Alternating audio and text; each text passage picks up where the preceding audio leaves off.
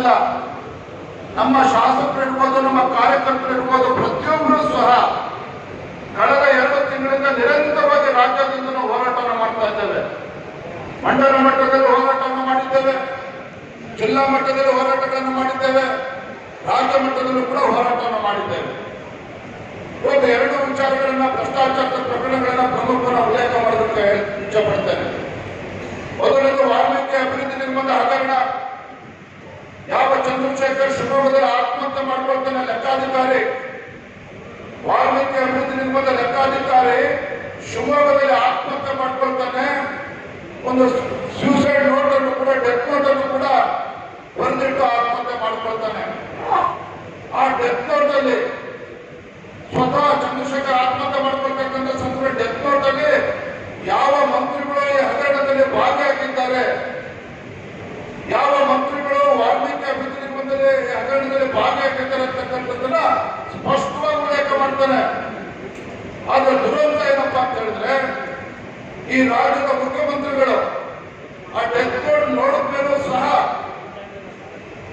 ಈ ಒಂದು ಪ್ರಕರಣ ಬಗ್ಗೆ ಪ್ರತಿಕ್ರಿಯೆ ನೀಡಿದ ಮುಖ್ಯಮಂತ್ರಿಗಳು ಹೇಳ್ತಾರೆ, ವಾಲ್ಮೀಕಿ ಅಭಿವೃದ್ಧಿ ನಿಗಮದಲ್ಲಿ ಯಾವುದೇ ಹಗರಣ ನಡೆದಿಲ್ಲ, ಯಾವುದೇ ಹಗರಣ ನಡೆದಿಲ್ಲ ಅಂತ ಹೇಳಿ ಸ್ವತಃ ಮುಖ್ಯಮಂತ್ರಿಗಳು ಹೇಳ್ತಾರೆ. ಎಂತ ದುರಂತ ನೋಡಿ. ಮತ್ತೊಂದು ಕಡೆ ಯಾವ ಯೂನಿಯನ್ ಬ್ಯಾಂಕ್ ಆಫ್ ಇಂಡಿಯಾ ಅವರು ಕೂಡ ಕೆಲವು ಅಧಿಕಾರಿಗಳು ಶಾಮೀಲಾಗಿದ್ದಾರೆ ಅಂತ ಹೇಳಿ ಪತ್ರಿಕೆಯಲ್ಲಿ ಬಂದಂತ ನಂತರದಲ್ಲಿ ಯೂನಿಯನ್ ಬ್ಯಾಂಕ್ ಆಫ್ ಇಂಡಿಯಾ ಸಿಬಿಐಗೆ ಪತ್ರ ಬರೀತಾರೆ. ಸ್ವಾಮಿ, 2 ಕೋಟಿ 3 ಕೋಟಿ ಅಲ್ಲ, 187 ಕೋಟಿ ಭ್ರಷ್ಟಾಚಾರದ ಪ್ರಕರಣ ಇದು ಕಾಂಗ್ರೆಸ್ ಸರ್ಕಾರದಲ್ಲಿ ಆಗಿರ್ತಕ್ಕಂಥದ್ದು. 187 ಕೋಟಿ ಭ್ರಷ್ಟಾಚಾರವನ್ನ ವಾಲ್ಮೀಕಿ ಅಭಿವೃದ್ಧಿ ನಿಗಮದಲ್ಲಿ ಆಗಿರ್ತಕ್ಕಂಥದ್ದು. ಹಾಗಾಗಿ ಸಿಬಿಐ ತನಿಖೆ ಮಾಡಬೇಕು ಅಂತ ಹೇಳಿ ಯೂನಿಯನ್ ಬ್ಯಾಂಕ್ ಆಫ್ ಇಂಡಿಯಾ ಬರೀತಕ್ಕಂಥ ಪತ್ರ ಅದು. ಒಂದು ನಿಮಗೆ ಗೊತ್ತಲ್ಲಿ ಕಾಂಗ್ರೆಸ್ ಪಕ್ಷರು ಪದೇ ಪದೇ ನಮ್ಮ ಆರೋಪ ಮಾಡ್ತಾರೆ, ಕೇಂದ್ರ ಸರ್ಕಾರ ಸಿಬಿಐನ ಬಳಸಿಕೊಳ್ತದೆ, ಕೇಂದ್ರ ಸರ್ಕಾರ ಇಡಿಯನ್ನು ಬಳಸಿಕೊಳ್ತದೆ, ಸರ್ಕಾರವನ್ನು ಅಸ್ಥಿರಗೊಳಿಸತಕ್ಕಂಥ ಪ್ರಯತ್ನ ಮಾಡ್ತದೆ ಅಂತ ಹೇಳಿ ಆಡಳಿತ ಪಕ್ಷದವರು ಒಬ್ಬೆ ಹೊಡಿತಾರೆ. ಆದ್ರೆ ಯಾಕೆ ಸಿಬಿಐ ಬಂತು ಅಂತ ಹೇಳಿದ್ರೆ, ತಮ್ಮಗಳಿಗೆ ಗೊತ್ತಲ್ಲಿ ಪತ್ರಿಕೆಗಳೆಲ್ಲ ನಾವು ಓದಿದ್ದೀರಿ, 3 ಕೋಟಿಗೂ ಹೆಚ್ಚು ರೂಪಾಯಿ ಹಗರಣ ಆಗಿದ್ರೆ, ಯಾವುದೇ ಸರ್ಕಾರದಲ್ಲಿ 3 ಕೋಟಿಗೂ ಹೆಚ್ಚು ಮೊತ್ತದ ಹಗರಣ ಆಗಿದ್ರೆ ಅದು ಸಿಬಿಐ ತನಿಖೆನ ಮಾಡಬೇಕು ಅಂತಕ್ಕಂಥದ್ದು ಕಾನೂನಿದೆ. ಅದಕ್ಕೆ ಹೈಕೋರ್ಟ್ ಕೂಡ ಆದೇಶ ಮಾಡಬೇಕಂತ ಅವಶ್ಯಕತೆ ಇಲ್ಲ, ರಾಜ್ಯ ಸರ್ಕಾರಗಳು ಕೂಡ ಸಿಬಿಐ ತನಿಖೆ ಮಾಡಬೇಕು ಅಂತ ಆದೇಶ ಮಾಡತಕ್ಕಂಥ ಅವಶ್ಯಕತೆ ಇಲ್ಲ.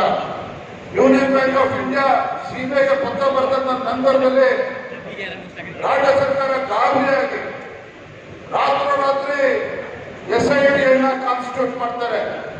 ಏನ್ SIT ಅಂತ ಹೇಳಿದ್ರೆ, ನಮ್ಮ ಹಿರಿಯರಾಗಿರ್ತಕ್ಕಂಥ ಸುರೇಶ್ ಕುಮಾರ್ ಅವರು ಸದನದಲ್ಲಿ ಹೇಳಿದ್ರು, SIT ಅಂತ ಹೇಳಿದ್ರೆ Siddaramaiah investigation team, Siddaramaiah Shivakumar investigation team ಅಂತೇಳಿ ನಮ್ಮ ಹಿರಿಯ ಸದಸ್ಯರು ಸದನದ ಒಳಗಡೆ ಹೇಳಿದ್ರು.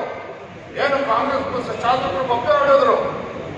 ಆದ್ರೆ ಯಾಕೆ ನಾವು ಇವತ್ತು ಬಿಜೆಪಿ ಅವರನ್ನ ಸಿದ್ದರಾಮಯ್ಯ ಇನ್ವೆಸ್ಟಿಗೇಷನ್ ಟೀಮ್ ಅಂತ ಹೇಳ್ತೀವಿ ಅಂತ ಹೇಳಿದ್ರೆ, ಯಾವಾಗ ಸಿಬಿಐ ತನಿಖೆ ಆಗ್ತದೆ, ಸಿಬಿಐ ತನಿಖೆ ಆಗ್ತದೆ ಅಂತ ಹೇಳಿ ಆತುರವಾಗಿ SIT ಘಟನೆ ಮಾಡ್ತಾರೆ. ಆದ್ರೆ ವಿಚಿತ್ರ ಅಂತ ಹೇಳಿದ್ರೆ, ಯಾವ SIT ಘಟನೆ ಆಗ್ತದೆ 1.5 ತಿಂಗಳಲ್ಲಿ ಒಂದು ದಿನವೂ ಕೂಡ ಆ SIT ಆ ಸಚಿವರಾಗಿರ್ತಕ್ಕಂಥ ನಾಗೇಂದ್ರವನ್ನ ಕರೆದು ತನಿಖೆ ಕರೆಯೋದಿಲ್ಲ, ಎನ್ಕ್ವೈರಿ ಕರೆಯೋದಿಲ್ಲ. ಯಾವಾಗ ನಮ್ಮ ಬಿಜೆಪಿ ಹೋರಾಟ ಜಾಸ್ತಿ ಆಗ್ತಾ ಇತ್ತು, ದಿನೇ ದಿನೇ ಹೋರಾಟದ ಕಿಚ್ಚು ಜಾಸ್ತಿ ಆಗ್ತಿರ್ತಕ್ಕಂಥ ಸಂದರ್ಭದಲ್ಲಿ ಮುಖ್ಯಮಂತ್ರಿಗಳು ಬಲವಂತವಾಗಿ ನಾಗೇಂದ್ರ ಅವರ ರಾಜೀನಾಮೆಯನ್ನು ತೆಗೆದುಕೊಳ್ತಾರೆ, ಸಚಿವರ ರಾಜೀನಾಮೆ. SIT ಎನ್ಕ್ವೈರಿ ಮಾಡೋದಿಲ್ಲ, ಸಿಬಿಐ ತನಿಖೆ, ಅದಾದ್ಮೇಲೆ ಎನ್ಫೋರ್ಸ್ಮೆಂಟ್ ಡೈರೆಕ್ಟರೇಟ್ ಅದು ಕೂಡ ತನಿಖೆ ಶುರು ಮಾಡ್ತದೆ. ಎನ್ಫೋರ್ಸ್ಮೆಂಟ್ ಡೈರೆಕ್ಟರೇಟ್ ಅಲ್ಲಿ ಗೊತ್ತಾಗ್ತದೆ ಈ 187 ಕೋಟಿ, ಯಾವ 187 ಕೋಟಿ ಹೊತ್ತು ರಾಜ್ಯದಲ್ಲಿರ್ತಕ್ಕಂಥ ಪರಿಶಿಷ್ಟ ಪಂಗಡಗಳ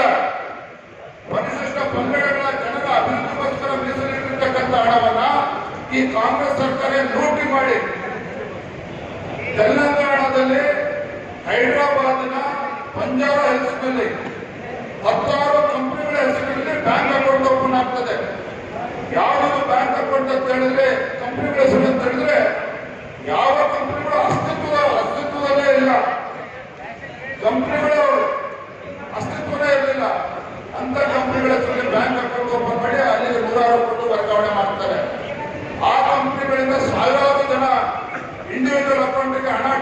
ಹಾಗಾಗಿ ಅಲ್ಲಿ ದುಡ್ರಾ ಮಾಡಿ ಲೋಕಸಭಾ ಚುನಾವಣೆಯಲ್ಲಿ ಕರ್ನಾಟಕ ರಾಜ್ಯದಲ್ಲೂ ಕೂಡ ಆ ಒಂದು ಪ್ರತಿಷ್ಠ ಪಂಗಡಕ್ಕೆ ಮೀಸಲಿಟ್ಟಿರ್ತಕ್ಕಂಥ ಹಣವನ್ನ ಲೋಕಸಭಾ ಚುನಾವಣೆಯಲ್ಲೂ ಕೂಡ ದುರ್ಬಳಕೆ ಮಾಡಿಕೊಂಡಿದ್ದಾರೆ.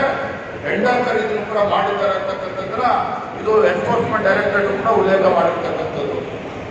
ಭಾರತೀಯ ಜನತಾ ಪಾರ್ಟಿ ಸುಮ್ಮನೆ ಕೊಡಲಿಲ್ಲ.